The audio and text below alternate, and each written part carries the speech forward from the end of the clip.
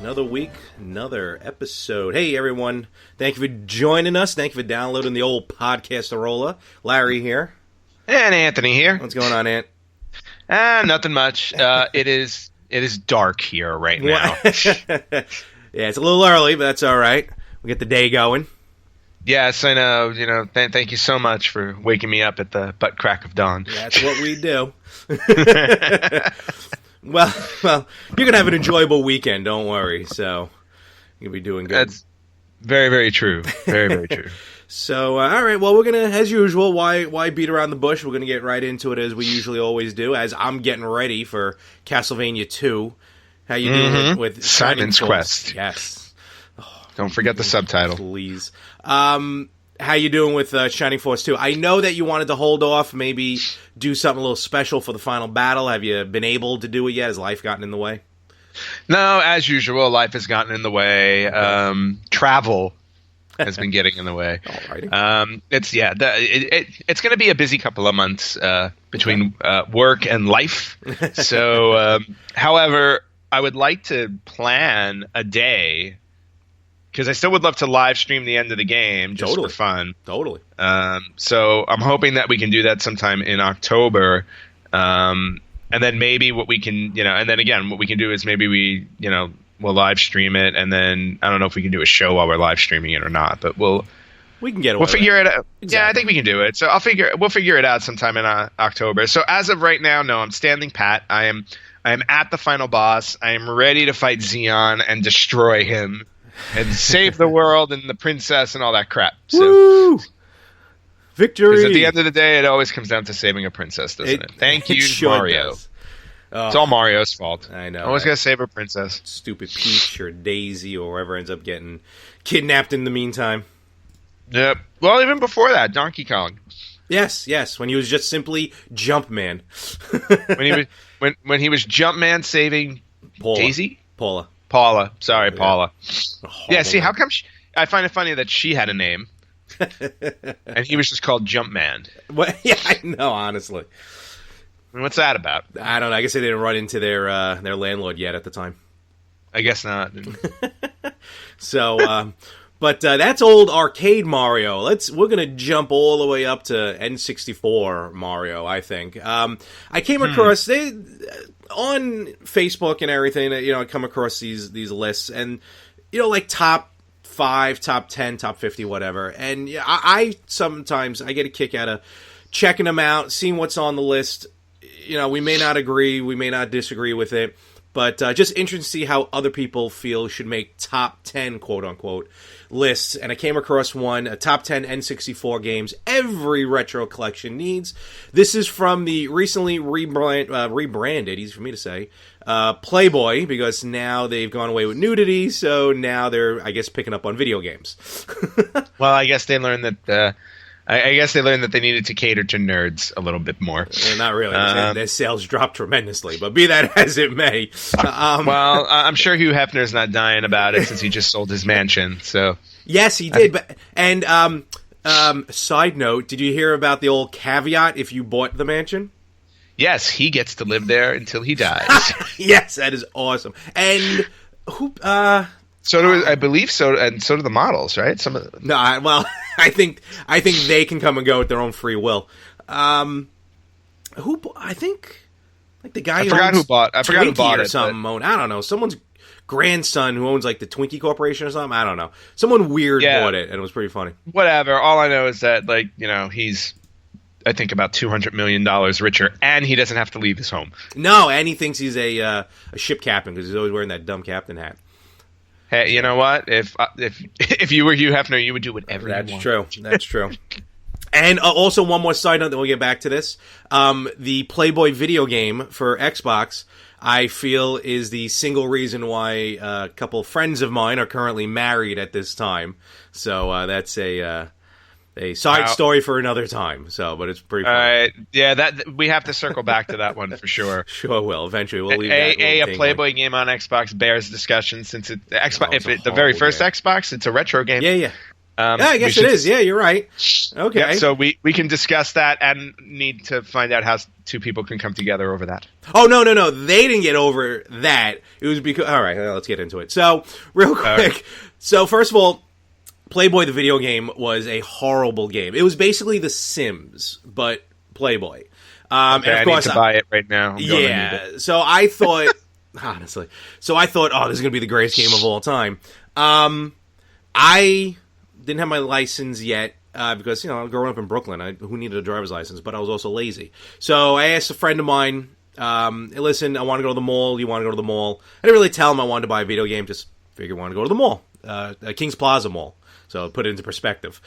Yeah. So he's like, all right, we'll go to the mall. So we go to the mall. We go to Electronic Boutique. That's how long ago this was. Oh, EB. Yeah. I remember EB. So we go into EB. And I'm looking around, and like, I beeline for it. I pick up the game. I picked up something else. I don't remember. He was just he was having a rough day. So I'm like, let's just go out. So we go there. Long story short, the woman behind the counter, she was working. I embarrassingly handed over the Playboy game to get purchased. She stared at me like, why are you buying this game? My buddy kind of thought she was very attractive and ended up calling her. Long story short, they're now married with a child.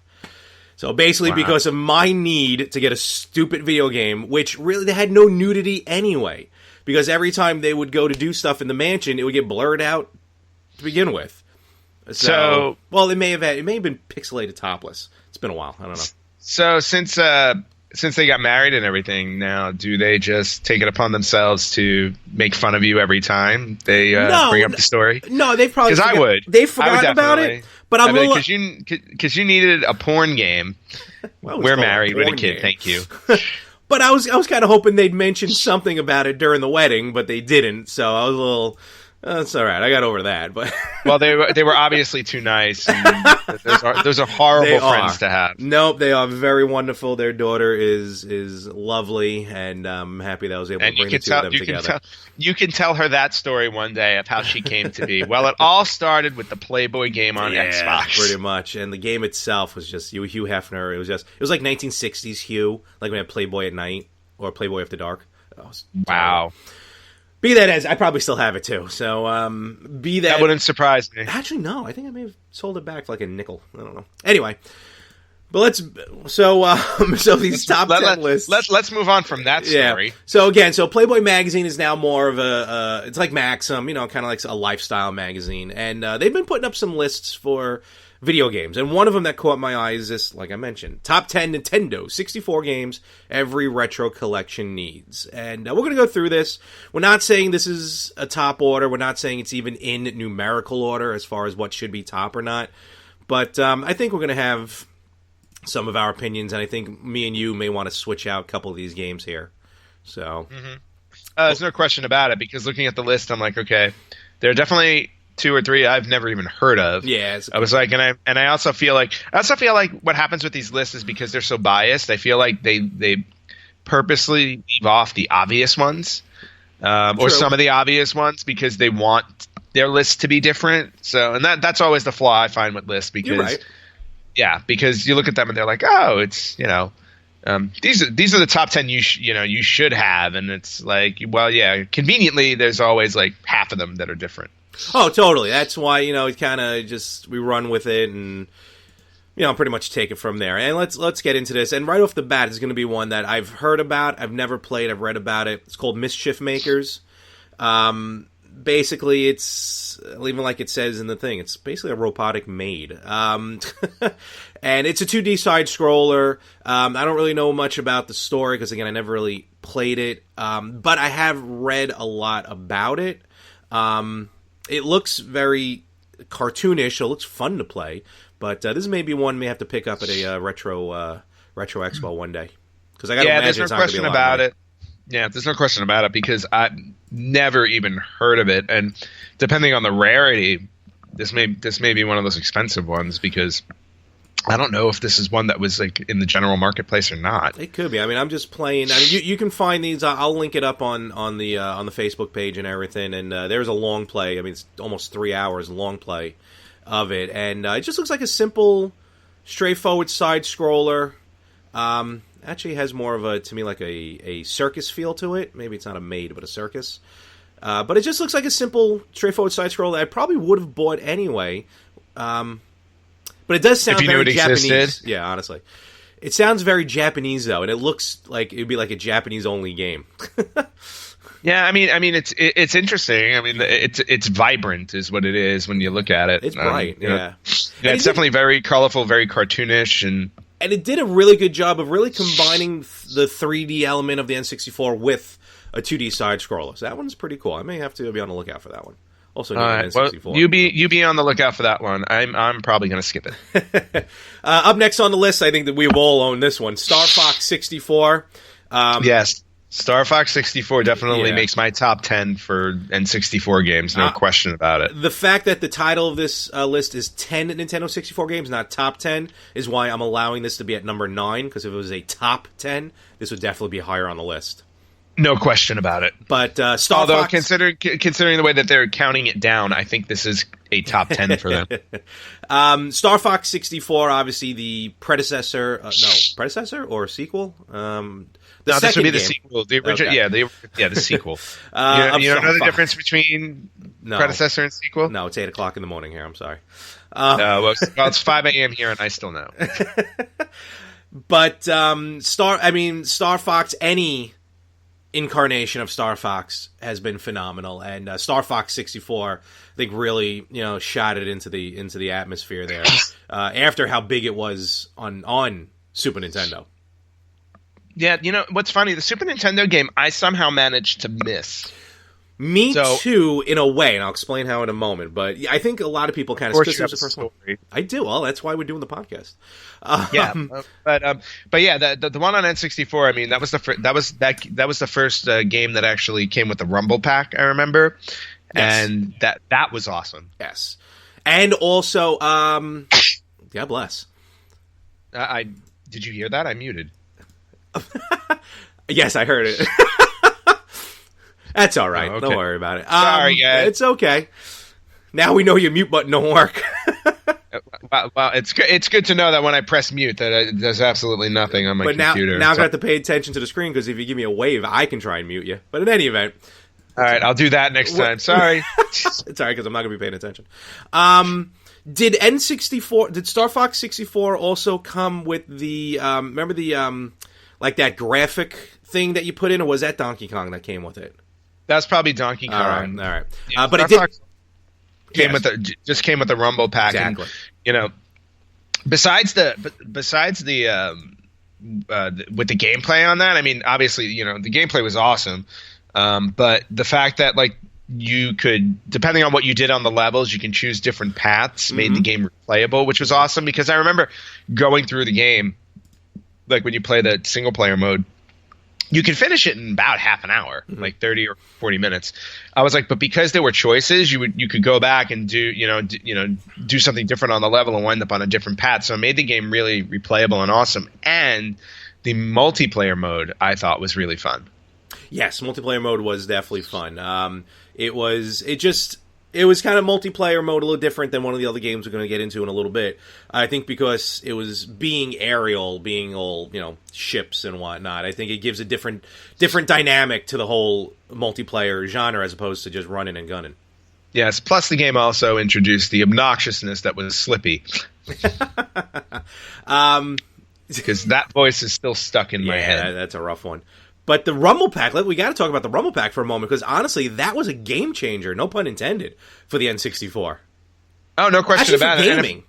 Well, I was going to say, it was a game changer for gaming, because I think at the time, PlayStation hadn't come out with their with the Rumble controllers yet either. So that was the first time when, controllers actually gave you a reaction to a game. And I remember how awesome that was to play, and all of a sudden you just get that rumble, and it's like, oh, cool, something happened in the game that like just and you felt it. Like we were talking before we started, just real quick, we were talking about how the new Nintendo NX may go back to cartridge based, and you said that Nintendo, pretty much every incarnation of a system they come out with tries to reinvent gaming anyway.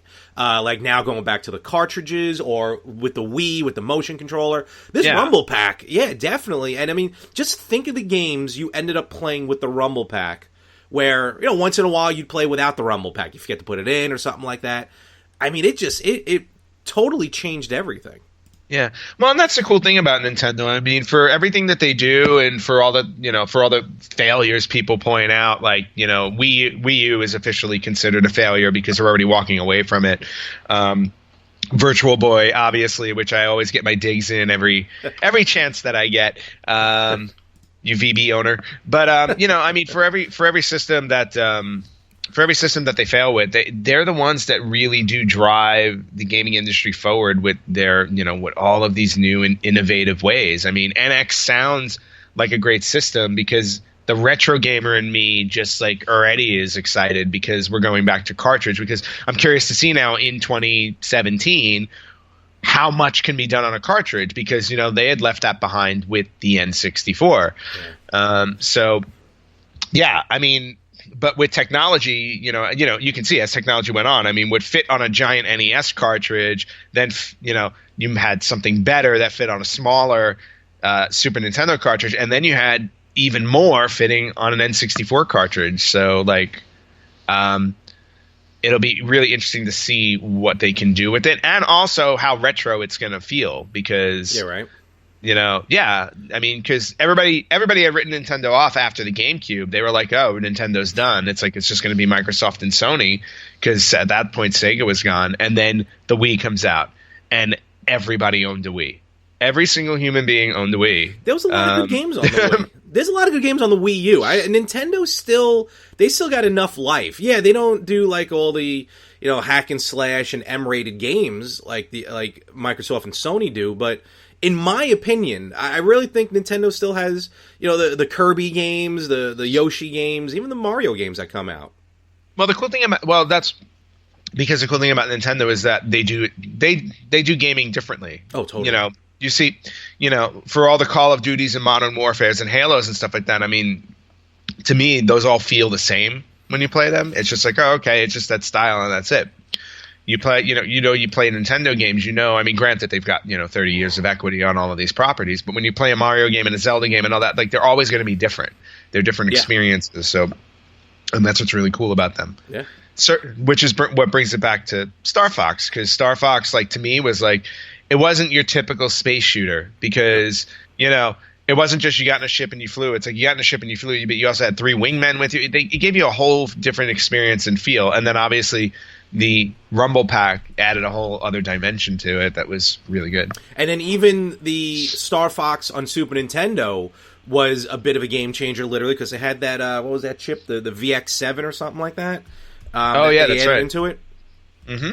So, and real quick, you're saying how you never played really Star Fox. The only I didn't own the original Star Fox, but I bought through the Nintendo. I remember they had to put out a catalog for a moment. The Star Fox competition version, because they did like a college campus competition. It was like the highest points in like, well, it was supposed to be 12 minutes, but for some reason mine was like 10 minutes, 27 seconds. But, okay. That's the only Star Fox I owned. Well, at least you owned one. Yeah, it was fun. The Super Nintendo one's one I need to go back and play. Yeah. Super FX, excuse me. It was called the Super FX chip. That's what it was. Super Nintendo. All right, so moving on next. Mystical Ninja, starring Goemon. Probably mispronouncing Goemon. This, probably, again, is a sequel to I never played this on N64. I've seen it. I've wanted to play it, but I never did. But it's a sequel to in my opinion, one of the best Super Nintendo games, Mystical Ninja on Super Nintendo. Actually, I completely missed both of those. There is more to that title. Hold on. It's been a minute. But Mystical Ninja on Super Nintendo, absolutely fantastic. I'm trying to find the stupid true name of the thing. Well, I'm just enjoying the description of this game. So Mystical Ninja starring Goemon is let's see. Goemon must fight to stop the Peach Mountain shoguns from transforming Japan into a westernized fine arts theater. Because why not? Yeah. So apparently Japan's got an issue with us. No, and Legend of the Mystical Ninja. That's what it was on Super Nintendo. Legend of the Mystical Ninja. That game rocked. And yeah, this game is straight from Japan. I mean, just looking at the box art, looking at the name, looking at pretty much everything about it. And there's been a few games on it. Couple on the Game Boy, obviously this one for N64, one on my favorite, nope, never mind, nope, Virtual Console. I was going to say this is not a Virtual Boy one. But, I do find it interesting how open world it kind of looks. Yeah, this, for the N64, it was very open world. And even with the Super Nintendo version, it wasn't as much open world as it was open level, I guess, because you still had levels, but you can walk back and forth a lot through the level. Yeah, but I have to say, after watching like 30 seconds of it, this is a weird, creepy game. I mean, I just watched a fat girl shoot a bullet out of a gift box at the main character. That's a Japanese game for you.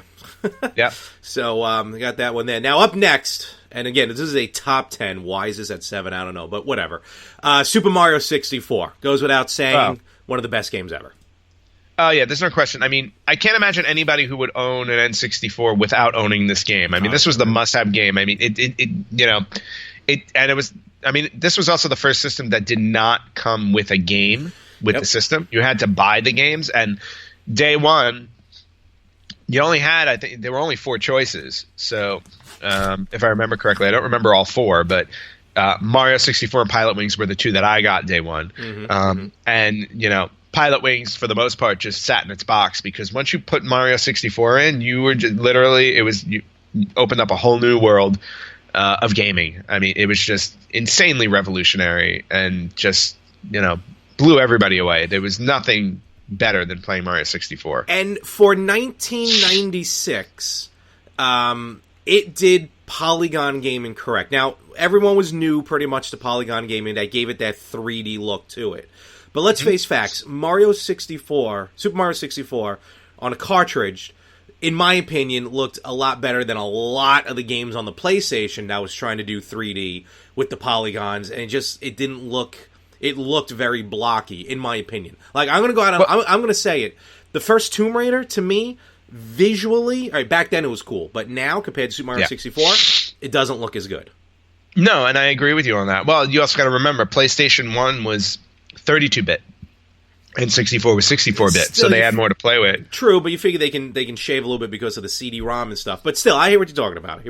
Yeah, but still, I mean, like, the coolest thing about Mario to me, like, when I look back on it, Mario 64, is that Nintendo knew when they were putting this out what was going to be most important for gamers to have an enjoyable experience with it, besides the cool visual, was the camera angles. Yes. Because when you play a 64-bit game, because there were so many games on N64 that came out after this, looking at you, Castlevania, and many, both of them, and many, many others, but some games that followed did not pay attention to cameras because, again, this was a new thing, so everybody's just kind of like trying to keep up, but Nintendo, with Mario, I felt like they had gotten it right because you had the ability with the controller to adjust the camera angle so you can see what was comfortable for you when you were playing. It made the experience so much more enjoyable because it's like, holy cow, it's like I can spin the camera around it, when I need to. I can move it up close so I can do like a first person and look around. Mm-hmm. Like, that was just so – I just remember that being so amazing because – that could have been the moment that would have made all of this fall flat on its face. Totally. And they had paid so much attention to it that it just made the game so amazing. That's definitely it. Their games definitely have a lot of attention to detail, and also gave a reason to use those C buttons. But yes, those C buttons, which were a lot to do with. Just overall top to bottom, Mario 64. No one can really say a bad thing about it. I don't think so. Even today's day and age, when you want to compare it to recent games, it's still absolutely fantastic. I've owned it on every possible way I can, even on Virtual Console. So, but I've only made it to 130 stars. Only made it. I think 120. 120. 120, I think, is the max. Yeah, I always that last star always eluded me. I was never able to finally get that last star. So you got further than I did. I think the most I've ever gotten on it is like 70 or 80. Yeah, no, I went pretty much almost to the bitter end, and just for some, and I forgot what level just kept giving me the problems. But yeah, just that'll probably be. You know what? When we're doing these these gameplays throughs that we do, that'll probably be my next thing after Castlevania. Try and finally get that all elusive every star, and then find Yoshi. That works. I would challenge you to play a game you haven't played before, but oh no, I can do that too. Yeah, that's a good goal to have. I should actually. You know what? Maybe what we can do is we can do a friendly race on that one. Oh boy. The race to 120. Since I've never done it and you've never done it, that would be interesting if we both do it. All right. I think the challenge the gauntlet has been laid down. So at some point, we'll eventually do that. We will do that. We'll add that to the list of many things we're promising people that we will do. We'll set up in Times Square and we'll show it on the Jumbotron. Yes, because our show is that popular. Next up, all right, I'm gonna call Uncle on this one. Jet Force Gemini.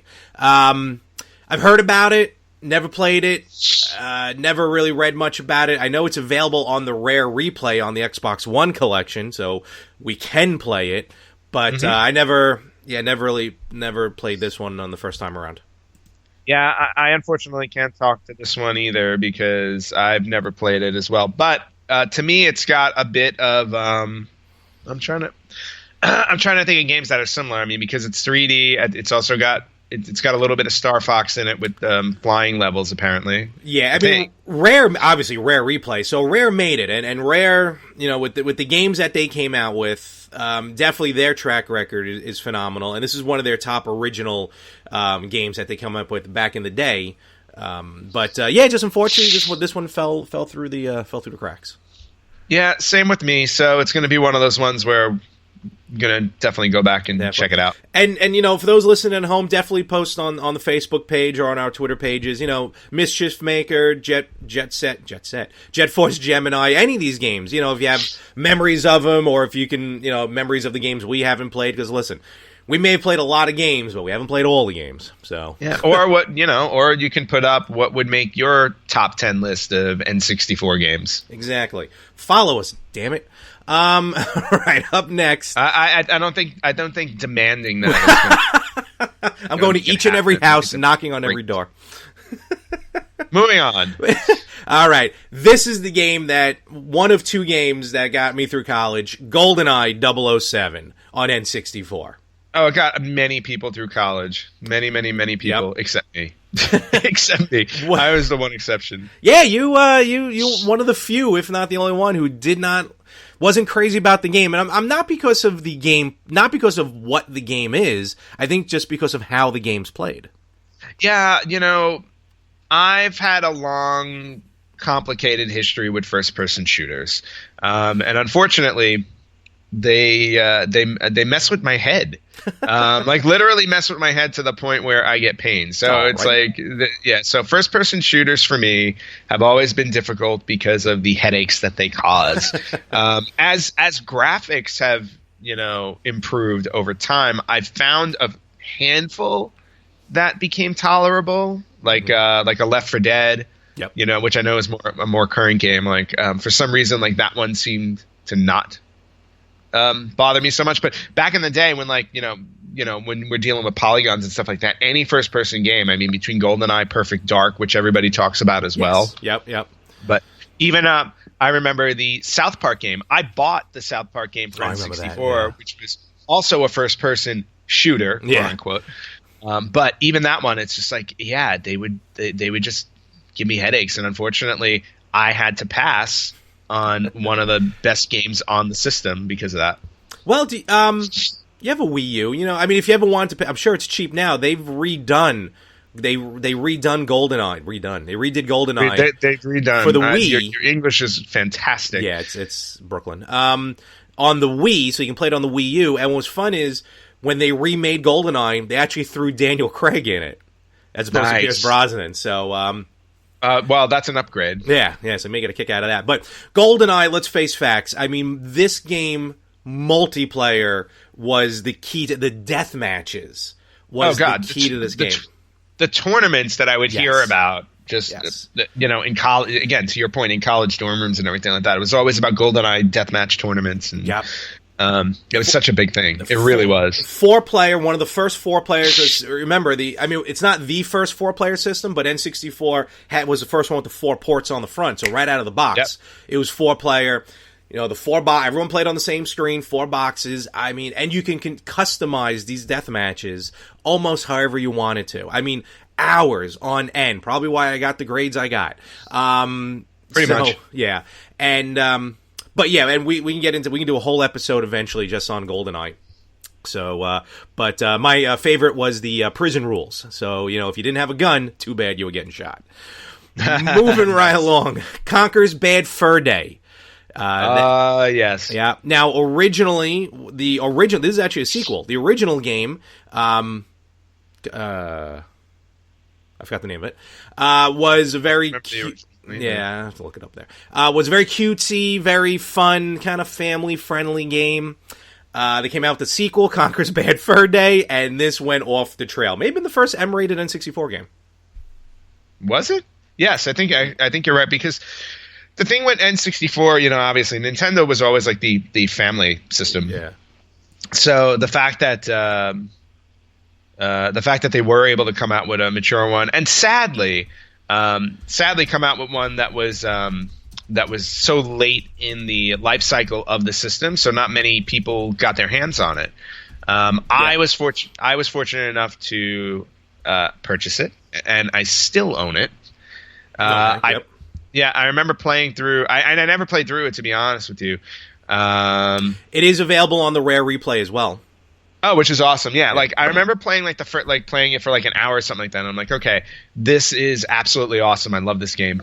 And then unfortunately never had a chance to go back and finish it, because at that point I believe I was starting to get into PlayStation 2, Dreamcast, that type of stuff. Gotcha.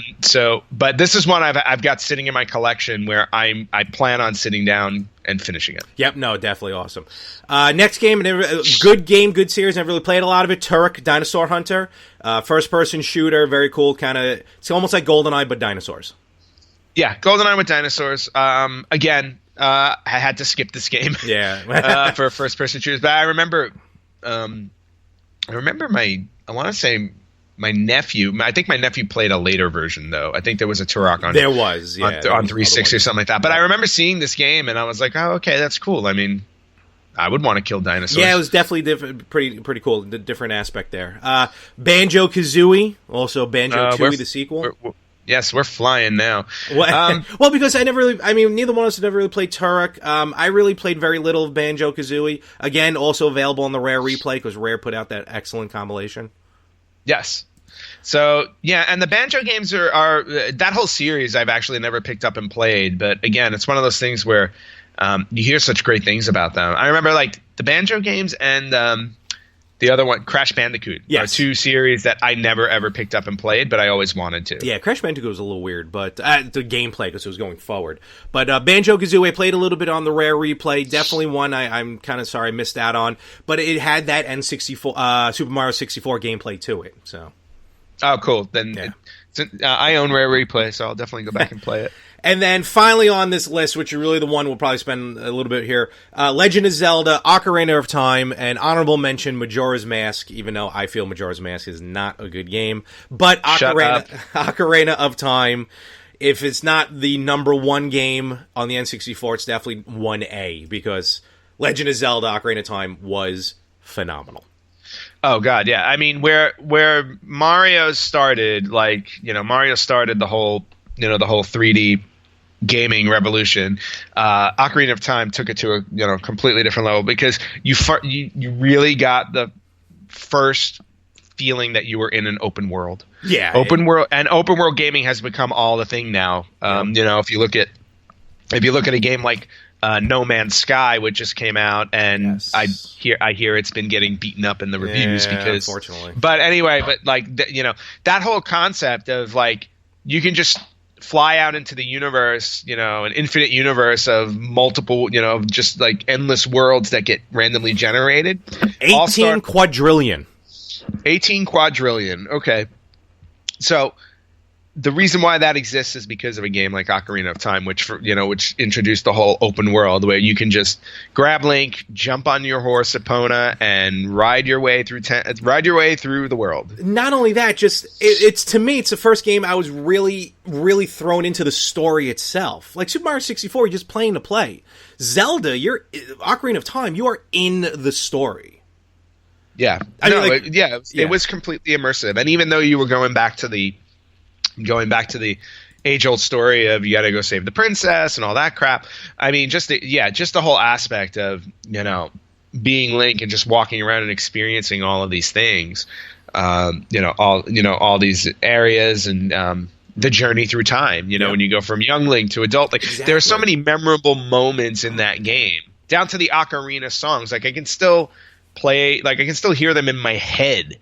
You can't go to a con. Songs. Yeah, you can't go to a con now, a Comic-Con or anything, without seeing someone selling ocarinas.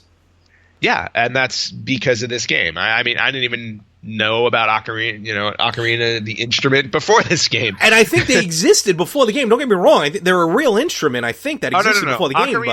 Ocarina's, I believe, have existed for, I think, several hundred years. Oh, yeah, no, they've been around for a while, yeah.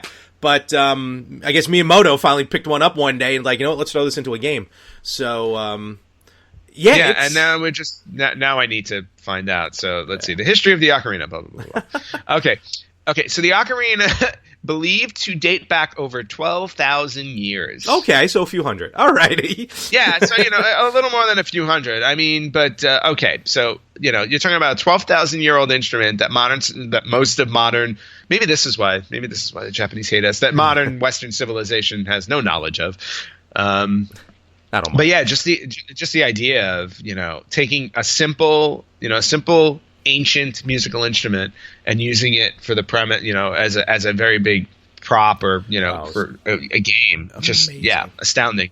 Absolutely astounding. So, and then that rounds out the top 10 here. I think we can do whole episodes about Zelda and stuff like that. But yeah, but you know what? I think we should take a moment to talk about things that are missing on here. Because like I said when we first started out, top 10 lists to me are always biased. Mm-hmm. And I feel like they purposely leave off other amazing games for the sake of putting ones on there that they're maybe hoping you don't know exist, that you'll go out and play them. But what is some on yours?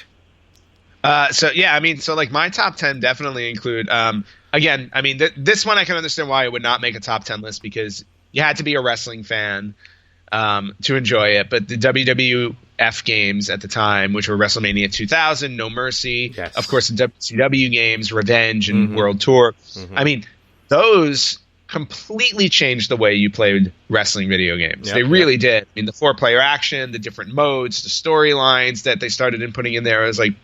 It really set the bar for wrestling games that I think most people don't even think they've ever been able to meet that since. It's been a while. At least it's been a while since they're able to change the way you played it. You know what I mean?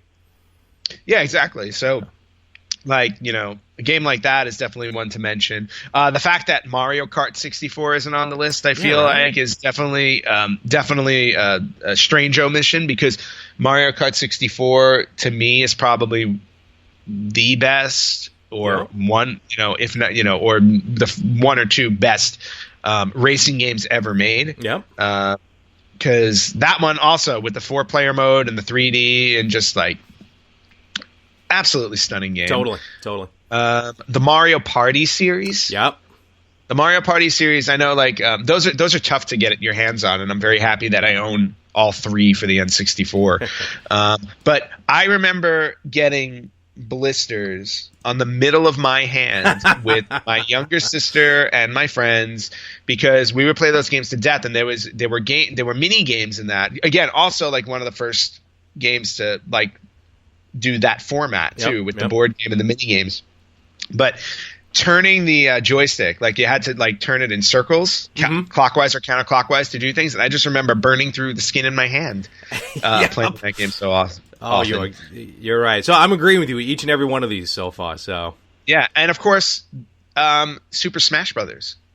Yeah, that's what started it. Yeah, the very first Super Smash Brothers was on N64, if I remember correctly. It sure was. Wrong? Yeah, so it's like. Yeah, so I mean, you just think about that game and how that game like changed things too. I mean, that game just endless amounts of fun, and I wish I still owned it. I do not. Oh wow! And I believe it's one of the more. I think it's a pricier one to get now. Probably. I'm going to agree with every one of those games on your list. The only one I would add personally, again, going back to college, it sounds stupid, but Pokemon Puzzle League. Yeah, it's a Pokemon game, but it's really Tetris 2 with a Pokemon mask on it. That game, because Tetris 2 was such a fun game. Another one we played a lot with in college, mostly muted. But it was still a fun party game to get a couple people together and just kind of do tournaments there as well. So I would throw Pokemon Puzzle League into that mix. Well, it's funny. I still have Pokemon Puzzle League. Oh, do you? I do. Yeah, I do. And I do agree. Actually, what's interesting in my collection of N64 games as I went back and went through them, because I don't have a ton. I have maybe like 20 or 25. Okay. But four of them are Pokemon games. Wow.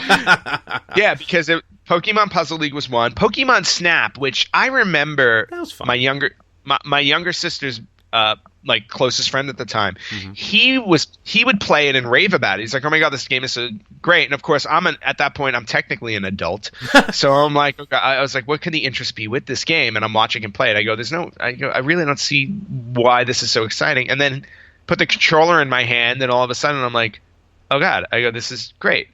And of course, I honestly don't think you would have Pokemon Go on your mobile phone without Pokemon Snap. Because the concept of Pokemon Snap was you were a photographer going through these lands and you had to take pictures of Pokemon as they appeared. And the better the picture was, the more points you got. And now, you fast forward 20 years and everybody's doing it on their cell phone now. Forget about it. It's wild. And also, let's beyond Pokemon, Tony Hawk. The Tony Hawk series started, Tony Hawk's Pro Skater. We played that game endlessly, and I never rode a skateboard. No, neither. No, I mean, God, no. I definitely wouldn't have had the balance or equilibrium to do it back then. Maybe now, but Tony Hawk Pro Skater 2 was by far like one of the best fun games I've ever played. And I mean, Tony Hawk at this point, I think they've kind of run it in the ground, but. Actually, I think they're bringing it back, or they just released something. Yeah. I think they just released it, but I don't remember the reviews being very good. But Tony Hawk Pro Skater 2, I just remember was so awesome. In fact, the Tony Hawk games are what introduced me to ska music. Because I had never listened to ska before. I mean, it's not like they played it on Z100 or anything like that in New York. But I still have Goldfinger's Superman on my iPod. And that's all thanks to Tony Hawk Pro Skater 2. There we go. That did it. I think with that, and there's tons of other games here that we can list, but I think we're going to start to wrap it up here. So wait, did you ever find a top 10 Virtual Boy gaming list? No, or did it even have 10 games? There were 16 games. I can come up with one. There were 16 games, so you can literally do a top 10 list because there were 16 games. Some of them may be on it twice. And with that, how dare you, sir? Oh, I will dare every time, every single time. All right, well, thank you for downloading. Thank you for listening. We'll be back. In the meantime, you can follow us everywhere. And follow us everywhere. Please stalk us. All right, folks. We'll catch you next time. Later.